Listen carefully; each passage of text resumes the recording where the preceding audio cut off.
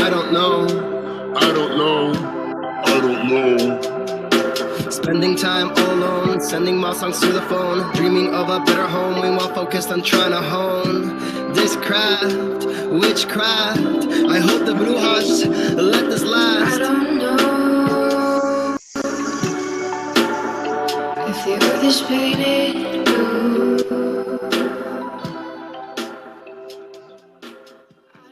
That was Watson with Outside on WNHHLP 103.5 FM New Haven. Myself, Prestige, with my partner in crime, Long Island Rays, Elm City Made, live from Daddy Butter TV studios. His name is EZ Bluez. Jahan Nostra is with us on Behind the Brand. And Easy, you do introductions better than me. I want you to go ahead with this one.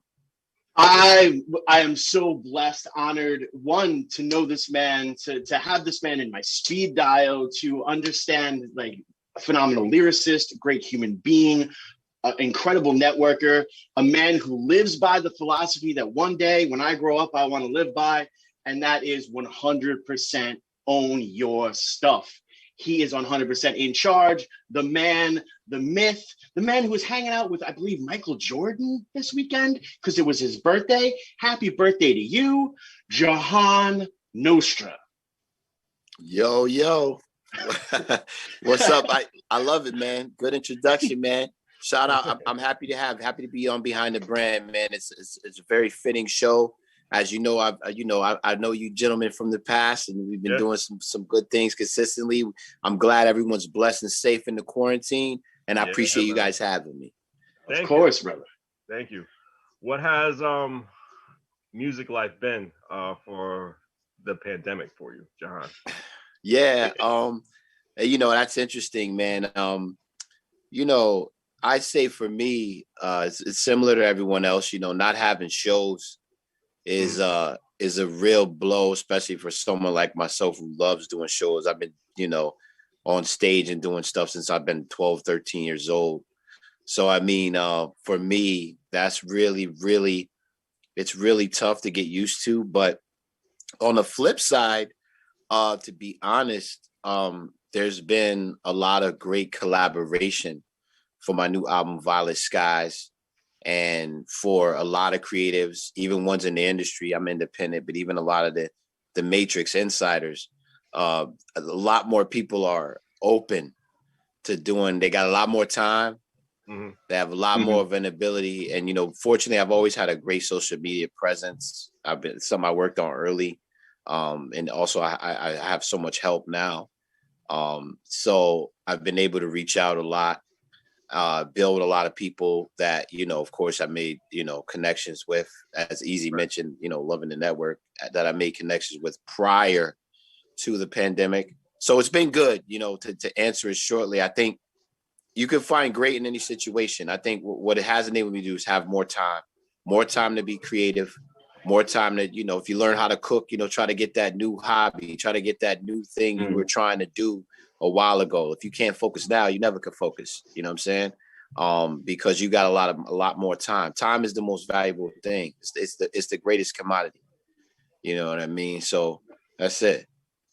That definitely describes your whole journey. Let's talk about back to you when you were 13. You got signed to your first label, BMX Entertainment. Tell me where your whole perspective, being so young and being signed to a label, was just going through your head at the time. Put the light in front of me. As far as being signed at a young age? Yes, sir. I think it was a good experience. BMX Entertainment, which was out of Brooklyn, New York, was very, very much it was a label that was, I'll say, giving a lot of people chances, and it was something that really taught me about what it's like to be independent. Right. A lot of people don't really know. I put out a song called "The Shorty." I work with College Radio. I learned about vinyl. I had a vinyl very early. I was on the B side of a vinyl record. Wow. The youthful age, BMX was a label. It was ran by this guy named Morris Day Kit, who basically was kind of like, he came from like like the Prince times. Like there's a group it's called it was they're in the Purple Rain movie. The Time. It was yeah, exactly. You know, basically they were like a group that kind of had a situation where they were like, you know, more or less uh building with a lot of groups, and Morris was a part of them. Not the lead singer Morris, but he was another guy who was kind of in the background. Mhm. And basically he put together a label called BMX Entertainment in the 90s, mid to early 90s. And you know, he saw me, you know what I'm saying, as, you know, he called me the shorty. He built with me. He had his group Tri-Pack, a lot of Stanford legends. I grew up very close to New York. I'm also from Mount Vernon, New York, which Right. a lot of people don't know, as well as Stanford, Connecticut. And so he brought me into the city early. I was recording at Planet Studios in Manhattan, and I learned what a point was. I learned what a point was early. I learned what rehearsals we had. There was a rehearsal spot in the actual studio, so I rehearsed. We recorded records, you know, even though I only came up with one. I came from the mixtape scene. So with the mixtape scene coming out, it enabled me to have a lot of really, really good experience with earning money in the streets and on the independent scene. I did like, you know, so many mixtapes throughout being a teenager. And although I was only on BMX fully for about a year, I learned probably, you know, so many things because it was a real label. It had structure. I met people, you know what I'm saying, and they taught me what the game was. Kind of a long-winded answer, but it's something that I think it prepped me to really understand, you know, what's going on and how to financially navigate in this business today a little bit. Well, see, that's what we love about this aspect, and what we love about this show is, you know, this is the stories that no one really talks about. You know, a lot of people are like, hey, my friend just gave me a beat, and I'm going to drop this verse, and then I'm going to get my house on MTV Cribs. And they don't talk about the rehearsal space and how important it is, you know, in every form of music, you know, to rehearse that beat 150 to 1,000 times before you step into that studio. That's less money that's getting done for the recording aspect of the studio.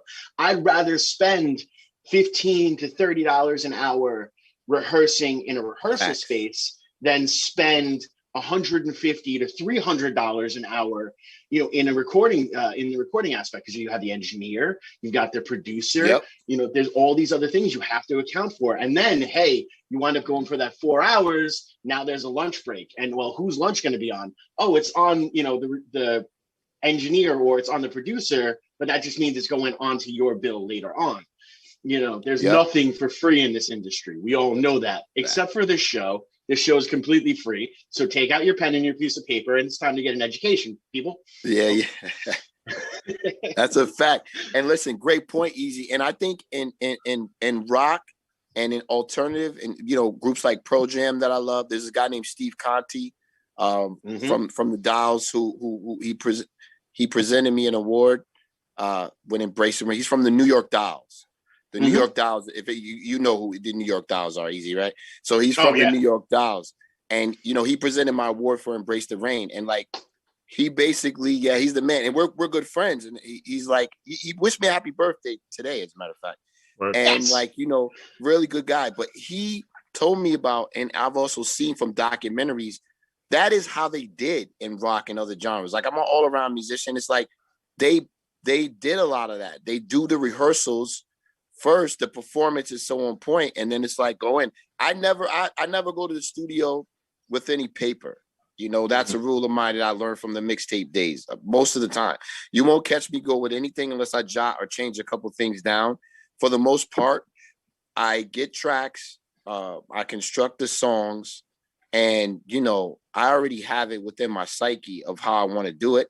I may switch it up when I go in, or I may do whatever, but I'll know it so well that it became a practice of me. And majority of that was to save studio time and to be able to save money. Now with home recording, it's a little bit better. I'm always prepping easily, but, like, that's a good point, man. Financially, you got to take yourself serious. And, you know, when you love your craft, I mean, I'm in the mirror like this 8 miles, you know what I mean? Sometimes. So Yep. it's like I'm ready to go. Yeah.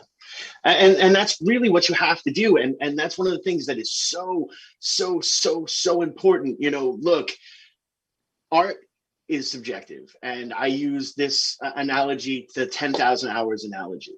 Mm-hmm. You know, Picasso did not become Picasso and just automatically paint, you know, these incredible pieces. Michelangelo didn't wake up one day, is like, I'm gonna paint the 16th chapel. That's what's gonna happen.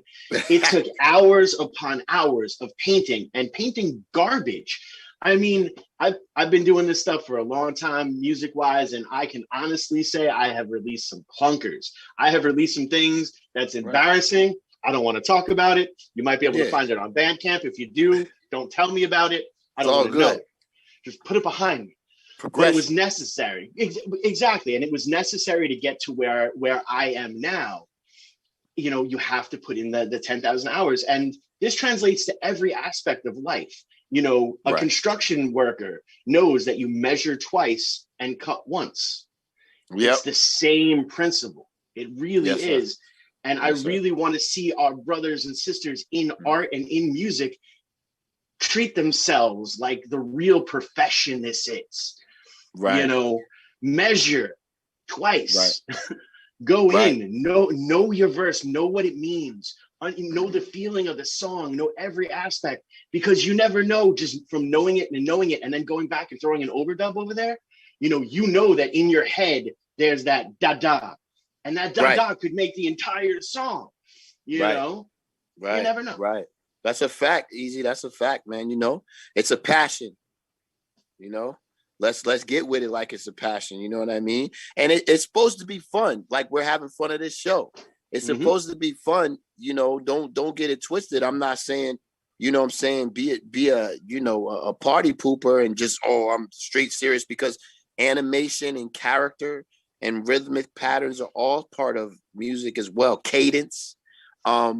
But like, you've got to have fun with it, but you also do have to take it serious enough to know, okay, we want to initiate that. And I think being on a label early and being out there really helped me. I think being on mixtapes really helped me, rhyming over other people's beats first, understanding what a song was, 16 bar structure, understanding what a chorus is, when to put someone else on the chorus, when to collaborate, when to understand that, you know, I you know, being around people in the studio bring a different light, and, you know, you're doing it easy. It's just, you know, collaboration and focus, man, is key.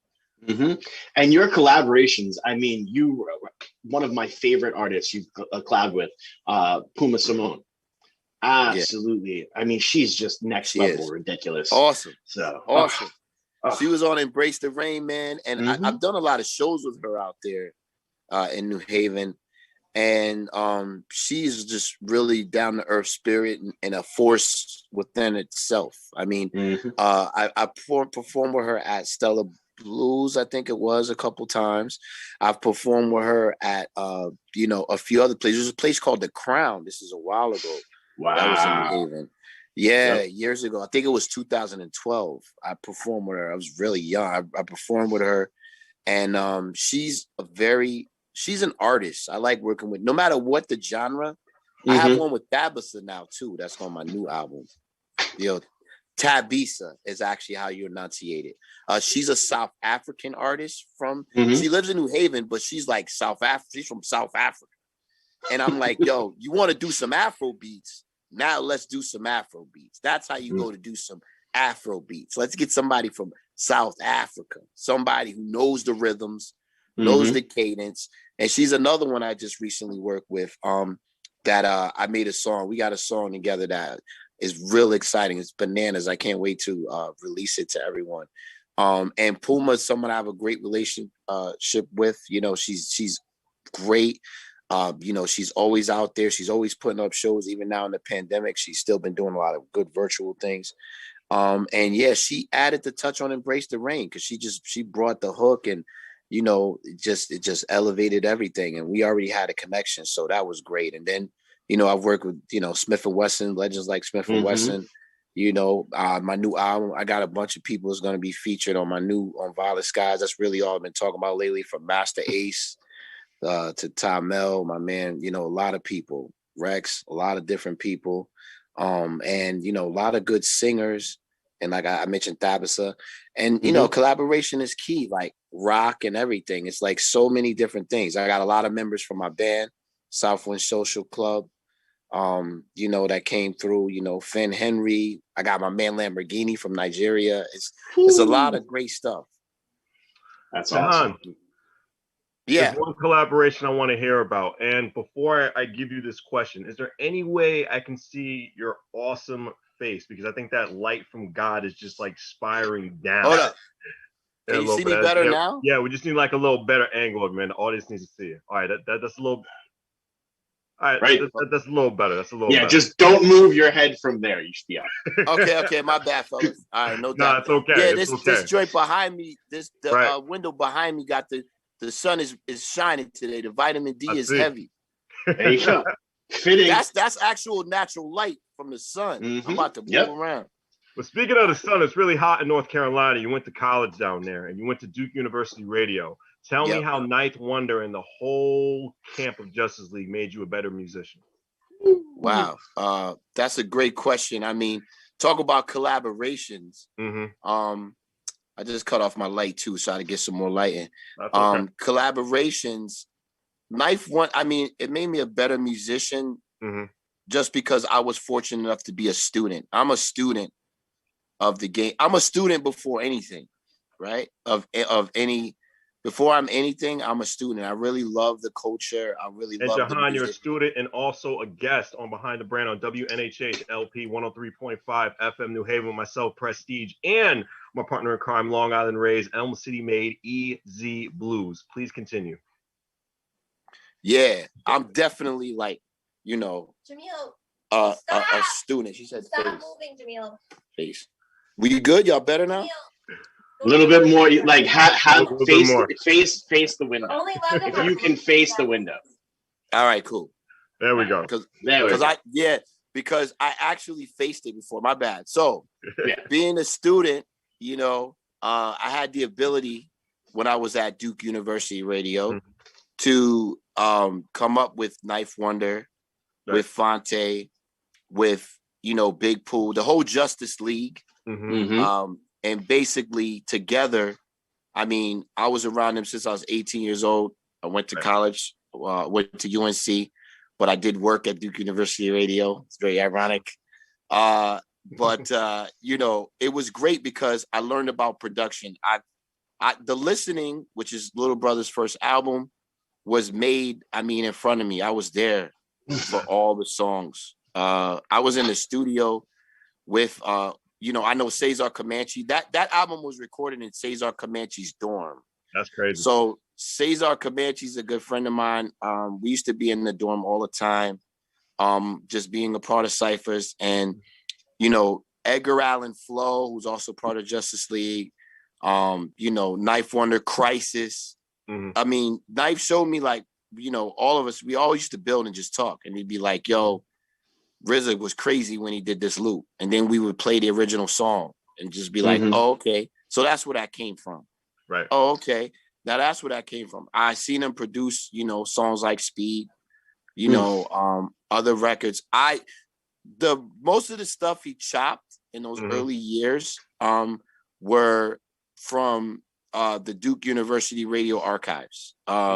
Just downstairs, the everything was so rare. It was like, you know, I was there when we're like picking out music and we're all listening. So it was me, DJ Daddy Rich, who I had a show with, and we'll call House of Hits. And then it was the Street Flavor Mix Show was before, and that was the show Ninth Wonder was on.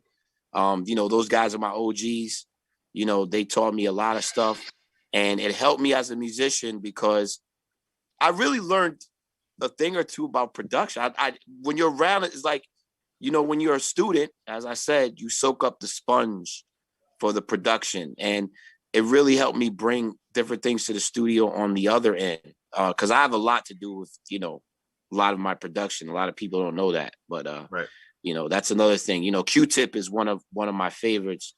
Q-Tip produced the whole first 3 Tribe albums. People wouldn't even know that. So it's amazing. That's definitely, and from what the answer you just told me, it made you a lot versatile as well. Also, yeah. And what I really would want to point out is just how incredible the relationships have continued to go through, and how incredible that community aspect is. You know, we had the absolute honor and privilege of booking for the Unified Noise Fest, and Cesar Comanche was there, and this man was so professional. I was there, he pulled up. You know, he had a later date. He could have showed up whenever he wanted to show up. This man showed up before the bar opened. This man, you know, had everything set up, you know, was talking with people that he didn't need to talk to, so much so that the bar back there was talking to him all night long, whatever. And then all of a sudden he goes up on stage and he starts spitting. And the bar back looks at me and goes, "Yo, that sounds like Cesar Comanche. Is he covering his stuff?" I was like, "No, dude, that's him." And he bugged out. Like, as a show promoter, that was one of the best moments I've ever had in my life, is to see like a fan understand that, hey, I've been talking with a dude I've been a fan of all day long. Like, I got him like 3 beers. Like, I don't even, why didn't anybody tell me? And like, this dude started jumping up and down and going for it. And then also to show how amazing of a human being Cesar Comanche is, I'm in a band, Shane Penguin. We are not hip hop. This man, during our performance, which was early on in the day, took out his phone, took pictures and took video and posted it on his own Instagram and tagged us. And within an hour and a half, we had another 20 people following us on Instagram. He didn't have to do that. Right. Like, that's amazing. And the fact that, you know, you guys, you could tell that, you know, you walked in and automatically it was that love aspect that, like, you guys hadn't seen each other in a little bit. You wanted to sit down and you're like, "Oh wait, I got to perform." So right. It was dope, man. This dope. Yeah. That was a great night, man. Great event put together by you guys. I appreciate myself, you know, being able to come on with you guys, and it was a fun night, and that was the essence of the culture. But yeah, I hadn't, and like anytime he comes up, he's always like that, man. Like, you know, he's just real down to earth. You know, I've been down there to North Carolina and did a lot of joints with him down there. And, you know, same way, you know, very community oriented, very much about the culture. Those guys at NC, man, they're like that. Like, you know, I think me being down there, you know, I love where I'm from. I love everywhere. But I think North Carolina had, at that time, there was a lot of, there still is, you know, J. Cole, you got everybody popping. But at that time, you had a very special, there was a lot of things in the water with the culture going on. You know, that it's because, you know, North Carolina, you know what I'm saying? It's that area we were in is like, it's like, there's like, people don't realize how big North Carolina is, right? It's huge. And you have like all these colleges in the same vicinity. So you have you know, within, you know, 2-3 hours, you have North Carolina Central, where that's where Little Brother and Fonte all them went to HBCU.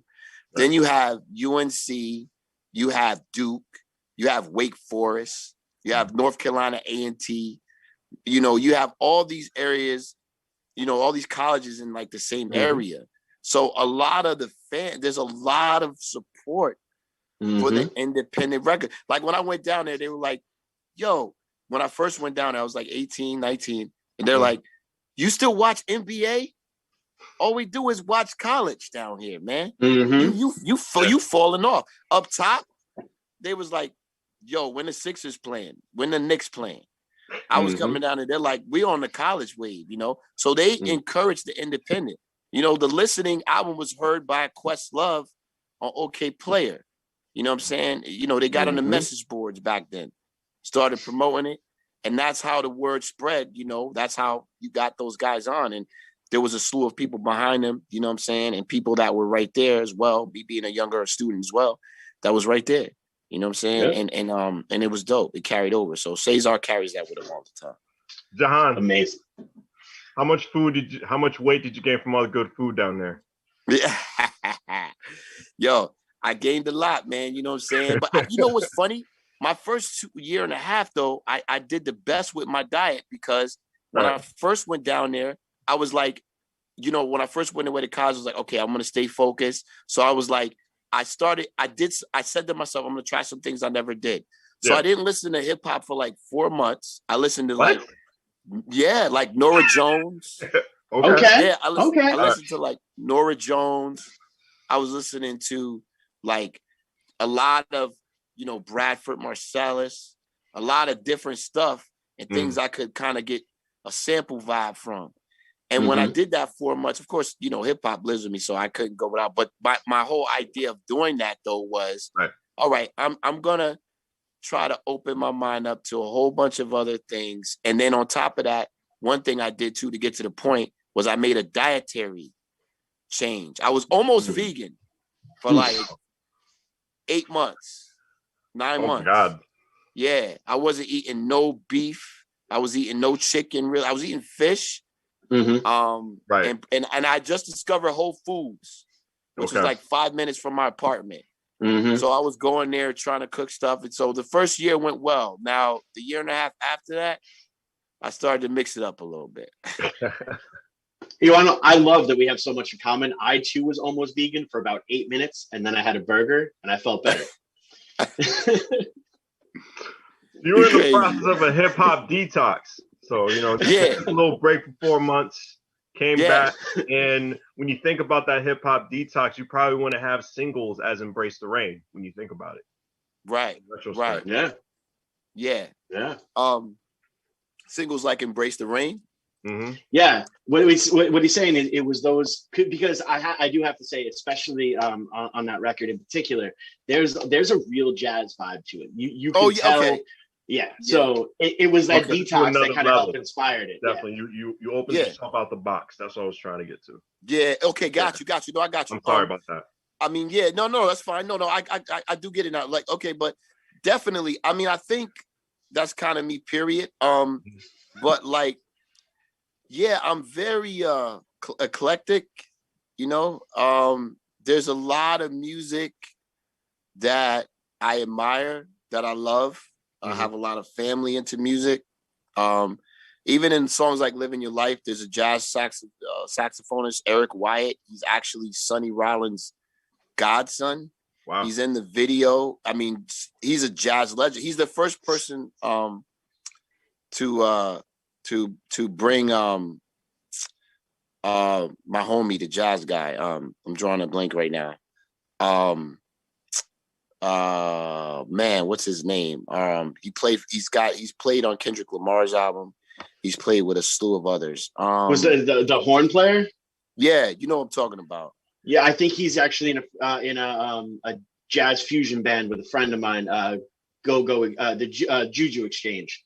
I know who you're talking about. I can't remember his name either. There's and so many that are, you know, that basically were brought on tour. Like Eric Wyatt is like, he helped a lot of those artists, basically.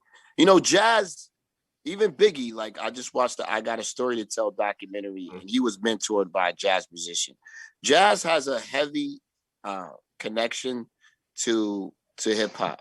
You know, a lot of people, you know, you look at the improvisation, it's equivalent to freestyling for hip hop.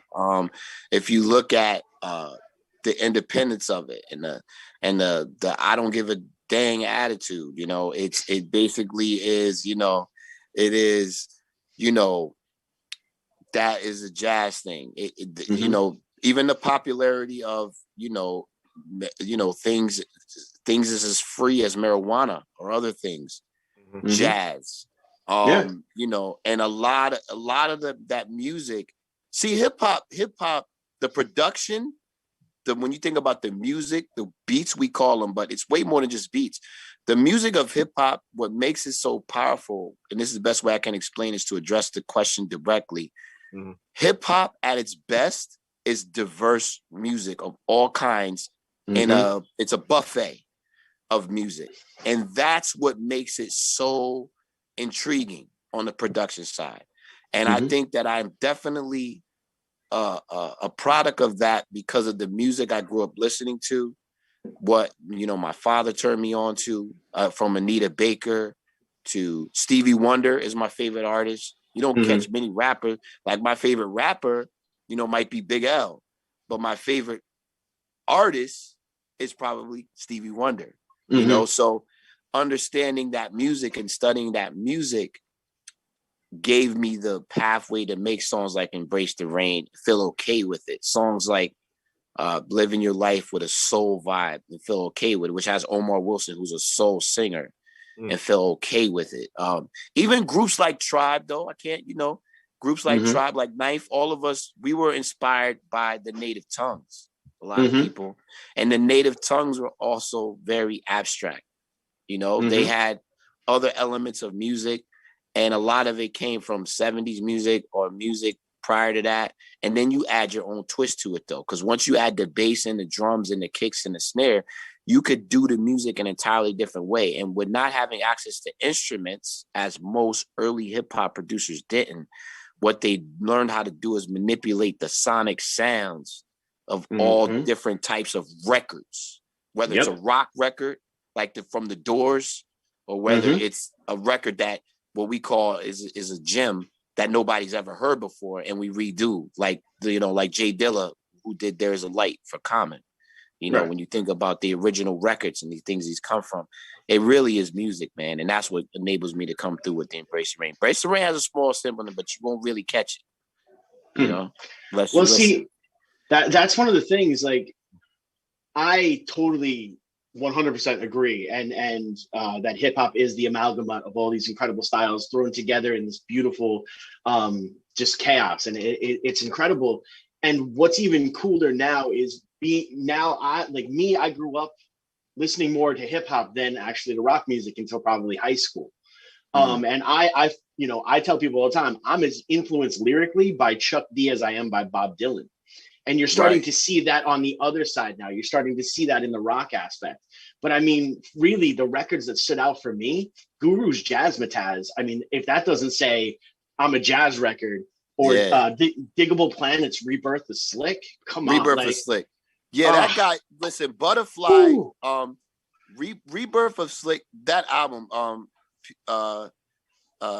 The Refination of Space and Time, which is Diggable Planet's first album. And then their second album, which has Dial 7 on it, which is called Blowout Comb. The Blowout Comb. There's a lot of underrated producers out there, I think. Diggable Planet's won a Grammy, right? Butterfly is a phenomenal producer. His father was a musician, though. You know, he knew he was playing with the jazz artists. Like when Diggable Planets came to Brooklyn, New York, because he's originally from Seattle, Washington. A lot of people don't know that. He's from Seattle. And he actually came to Brooklyn with Ladybug and Doodle, like very young. But he produced all those albums. Jazzmatazz, I mean, I think Guru, rest in peace, he took it to another level because a lot of that he had like Donald Byrd on the song. You know, I think Loungin'. He did the song Loungin'. Right. So like he had Donald Byrd, he had Bradford Marsalis. He took the jazz, he went even further because he didn't just sample jazz and work with, like Diggable Planets were working with session musicians. Right. So they brought like the jazz to the tracks and they were real jazz musicians. Then Guru got like even because he had a different budget because Gangstar had so many albums. Yeah. So then he brought a lot of the Jazzmatazz. He brought Bradford. He brought those artists on to play, like the ones that had names. And it's like, I can only imagine like the budget. It's when you brought that up, like the budget for that album. But the Jazz Cats wanted to do it because they knew collaborating. I know he pitched it because it was like, yo, this is a jazz hip hop fusion album, which it really took the music to another level. And of course, Tribe came. We got the jazz. You know, I go all day. We could go all day. I know it's good. This is great. I love this. We have to like actually do this like off of air one day. Just like take a day and just talk. Just kick it. Yeah, definitely. And keep my light right. You know what I mean? We'll be good. You know, definitely. with the whole great chemistry we're having in conversation on Behind the Brand, did you have the same chemistry with RZA when you were freestyling with him? Yeah, wow. That's good. Wow. Yeah. That's a good one. You did your research, buddy. All right. You did your research, man. I tried. Yeah, that was amazing, man. Even me, there's so many things that I have so much in my mind that I forget about. To take me back to that time, City Winery in New York City. It's good. It's good to reminisce on this stuff, man. Being the shows are out, we got issues with all of that. So he had a show that he came through. Papa Wu, rest in peace. Papa Wu is heavily connected to a friend of mine named Nabi from Rhode Island. And we were very fortunate to be with the Wu Killer Bees for at City Winery in New York City, and RZA came to perform, and we were in the VIP with all of them, courtesy of Papa Wu. So it's me, Papa Wu, Nabi, all of us. Then there's some names of cats carry for your Wu-Tang. Then you'll know. You had Knife Prince from Killer Army. You had, a slew of Killer Army members, Don Pacino. You had a lot of, just Wu-Tang family, RZA being the hierarchy. He performed like a bunch of hits. It was a great show. And afterwards, we're in the VIP, all of us. And how amazing. I have this on video too, guys. This is on video, so it's out there. I can send it to you. It's crazy. So RZA is in the VIP room. We're all chilling. He gets on the piano. Yeah. Okay. Amongst some of the Wu members, and me and myself and Nabi. And Nabi's a part of a sect of the Wu called it's the Universal Killer Bees. Okay. And so he's a part of it. He's just like a branch off of Wu-Tang. And that's mainly connected to Papa Wu. So that's what really how we got in there. So we're in there in the VIP, boom. RZA decides, and you can tell the love of music. This is right after, the Quentin Tarantino films, all of that. He jumps on the piano and he just starts playing. You know what I mean? He just starts playing like he would make a beat. This is the RZA, So RZA starts going crazy and he's playing. And a lot of the Wu members, they start freestyling. One at a time, people are freestyling. And then he brought up the Universal Killer Bees, which is my man Nabi, and a few of them. And they came up and they started doing their thing. And Nabi, this is what was the ultimate respect. He knows, I've been hung around him. This is my man. And he's he knows, according to him, I'm going to just say to him, I'll put this claim. He's like, Jahan, you're one of the best freestylers, I ever heard you already. You know what I mean? And basically, I was like, thanks. He was like, he brought me up near him with RZA. And he was like, yo, Jahan, you got this? You got this? And I'm freestyling with RZA. You know what I mean? I'm freestyling with the RZA doing productions. We made a hook. It was like,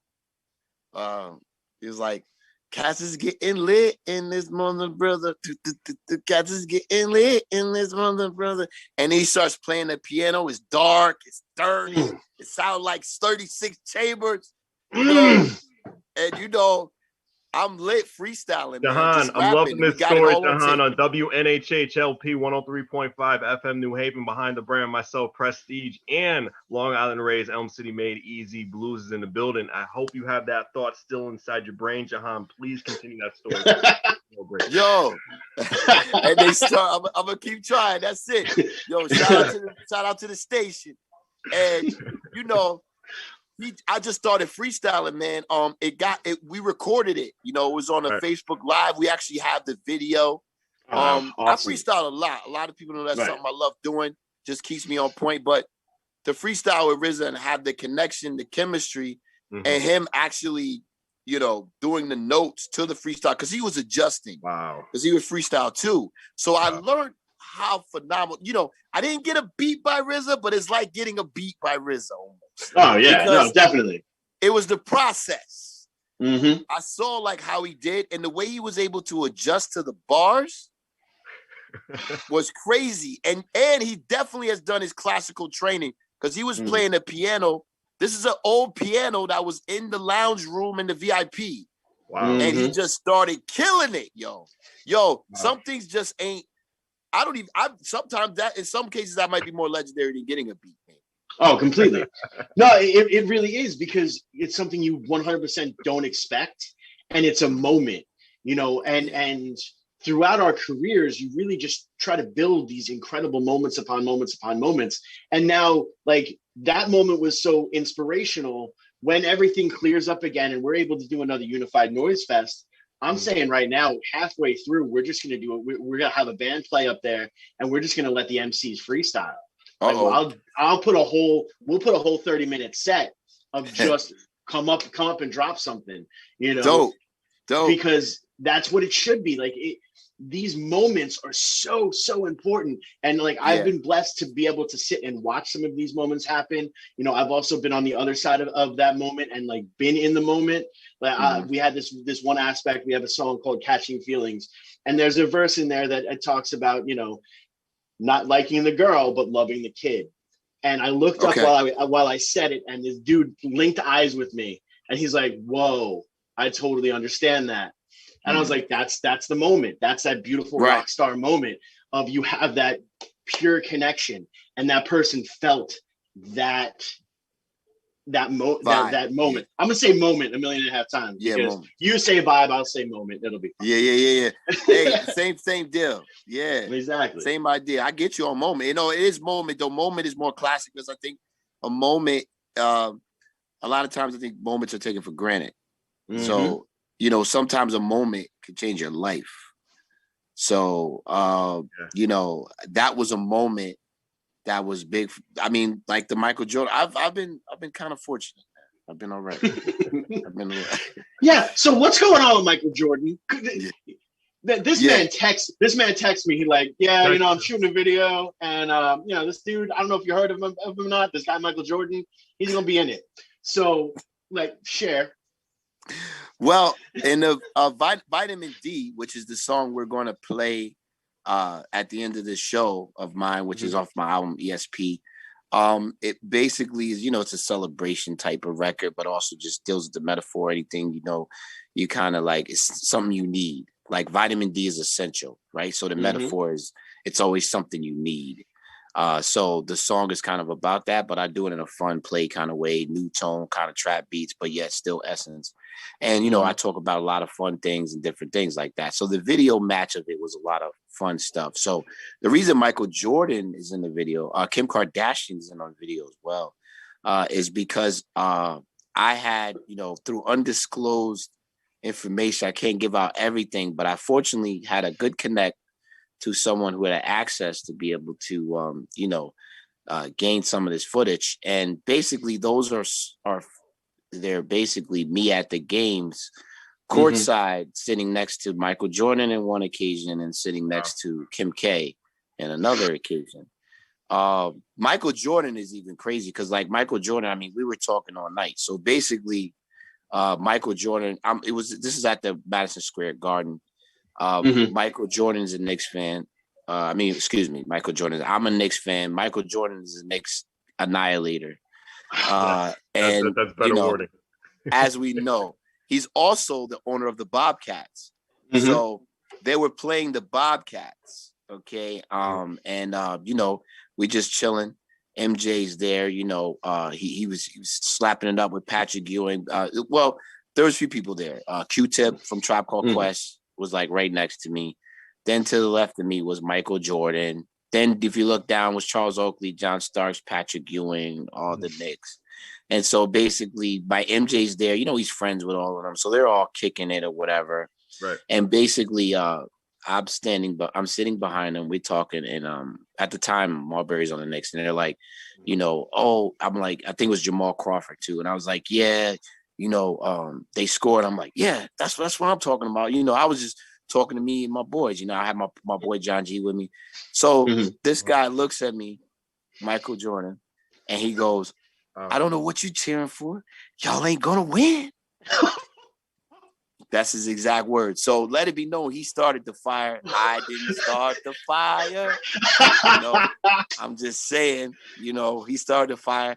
It was great. So competitive. The competitive vibe oozes off of him. He said it to me, you know, of course, I went to UNC, you know, Michael Jordan is Michael Jordan, but I'm a Knicks fan, diehard. So I looked at him, I said, you know, Mike, whatever, Mike. We're going to see what happens. You know, we're here tonight to win, to ball out. He, you know, he was a little taken back because, you know, I was super young then too. I was like, because a lot of people say, I don't know if I would have the gall to say that to Michael Jordan. And I was like, yo, man, I think that was part of the thing that made it great. Like it was a real down to earth conversation. And it was like, this is a hard place to play. He going to tell me, you know, because I knew I couldn't trap it on strategically. So he said a bunch of things that night. But one thing he said heavily was, you know, if you got no Kobe Bryant or no Michael Jordan to clog up the inside of your game, then basically you can't open up the outside game for your boys on the perimeter. And I basically looked at him and said, you know, Mike, I'm not gonna argue with that. But what I will say is this divine intervention that we're gonna win, because I knew I couldn't chop it up with him strategically. So we talked all night. This is on video, you know, easy. If you look at my gram, it's up there. Oh yeah, you could watch it and see it. But you know, some of the details of it was to get to the point is, you know, the Knicks ended up winning that night. Wow. They won in double overtime. It was on a 0.1 second tip in by this guy named David Lee, which was amazing. David Lee, David Lee. Remember that? You know David Lee? Oh, I'm a diehard Knicks fan. I'm from the island. I'm from LI. So, okay, that's true. I always forget that. Yeah. So I'm a diehard Knicks fan, and David Lee was a hero. My little brother lives and dies by the Knicks today. Like he could still. I remember at like 9 years old, he was running stats, and I was like, what? Nice. I was like, I just wanted to watch a game. He's like, yeah, but it's a Tuesday, so you know. Only if they put Eric in, then we know that we're gonna win. Because at the time in the early '90s, that was the one white guy they had on the David. And you knew we were either losing by a whole lot or winning by a whole lot if they played him. So that's how you knew how you were gonna judge the game, is when the white guy played. Yeah, gotcha. And they got into a huge fight that year, and he jumped off the bench, and they fined him $25,000. Patrick Ewing paid it. Because he's like, yo, that's that guy's year's salary. Like, I'm not taking this guy's year's salary. Are you kidding me? Here's the $25K. Have a good day. Damn, that's it. No big deal. He had it like that. So you know, Knicks tape. We pretty good this season too. Yeah. You know, but like, so I mean, MJ is MJ, man. But Lee taps it in. They win. And you see me jump in Jordan's face, like there's footage. I mean, you if you look easy, that's what you see at the end. When you see me stand up, and I'm pointing at him. And if you look at my lips, I was on ESPN too. If you look at my lips, I said, "I told you, you know, I told you that we would win, you know." And I you ain't playing, Mike. So you know, Ahmad Rashad was there, and I took snippets of that. And we put it into the video. So there's a line on vitamin D where I say, NYC to my peoples in the Bay, orange is the new black, but there's 50 shades of gray. If you caught up in the trap, boy, you best to find a way. We're from chilling on the block to course side with MJ. So that line comes in and then it flashes to that part. Boom. Of him. Boom, like that. So it's him. And then the Kim K one just comes a little bit after. It's just I said something else, like, you know, don't approach me on the court unless I'm digging you. That's another line I had. Right. And when I put that part and it shows Kim K in there, you know, before she's with Kanye. It's pretty cool. It's all right. That's awesome. It's fine. We only have 4 minutes left for the broadcast. Unfortunately. Please tell us upcoming events you have throughout this year. And also plug your social media, and then we're going to introduce your song. So no doubt. My social. Thanks, guys. Thanks for having me. First off, my social media, I can be found at Jahan Nostra. That's JAHAN NOSTRA. That's everywhere. Instagram, Facebook, all of that great stuff. You know, verified, all that good stuff for the most part across angles. JahanNostra.com. Also, I have an album coming out this year called Violet Skies. It'll be a 3-part volume, features from Master Ace, Cavista, a lot of people that are on the album, Rex, Tamel. I also will be, doing a lot. I hear things are opening up this summer. Look forward to doing a lot of shows at, 1/3 capacity, even if need be. I got my merch line that's about to hit hard. And, we're connecting with that. And I have a new video, which I started doing to come out soon. It's called, Dedication, but that's coming. I keep y'all weary with that. I'm working with someone who's great on it too. And I'm really excited. I thank you guys for having me on Behind the Brand, ESP. You know what I'm saying? I got my Jahan Nostra mug on me. Nice. I got Green my tea today. So I just want to show love to everybody. And I appreciate y'all for having me. Well, definitely. Yeah, we appreciate you coming on, brother. It's always a pleasure. And yeah, we definitely have to do this without a camera. I mean, there'll still be cameras because I take way too much pictures of myself for Instagram, but it won't be this type of camera. Got you. Jahan Nostra, WNHH LP 103.5 FM New Haven, Behind the Brand, myself, Prestige, and my partner in crime, Long Island Rays, Elm City made EZ Bluez. Here's his music. Vitamin D, I need that. Vitamin D, vitamin D, I need that. Extrasensory perception. Big dreams, we back, we clean. No splits, new racks, new machines. It's essence, it's fun, prestige. Sit back, relax, I'ma give you what you need.